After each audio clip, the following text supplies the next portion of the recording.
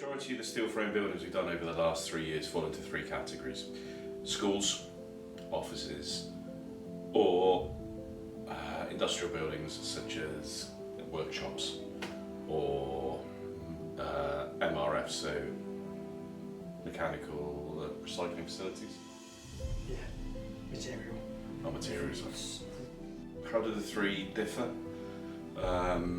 Schools and offices are generally braced steel frames, so they rely on a strong core or bracing the external walls to hold themselves stable. Whereas your workshop is open plan, portal frame to create the long spans required.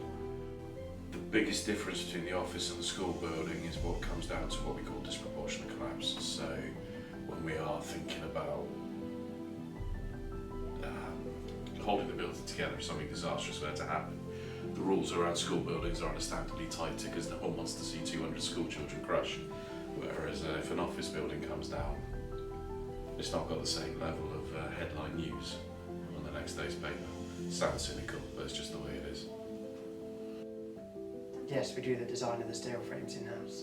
The way we do it though, and the process that we've arrived at over several years of doing these, is it allows us to look at various options for different floor plates and how that would affect the total steel weight and therefore the carbon, embodied carbon in the building. So we can go through that design process and look at those different options, and there might be constraints. For example, you might want to look at using precast planks, but access and craneage might be tricky. So you might look at a composite slab, for example, which will help deal with the disproportionate collapse issues a lot easier, but it's slower because you've got to wait for the concrete to cure before you can start using it.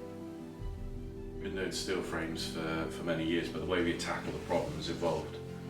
We used to work in a very two-dimensional environment, whereas over the last 15 years, we've been pioneering the use of BIM technology to link the design and drawing of steel frame buildings and make sure that the drawings and the design are a coherent, aligned and coordinated model.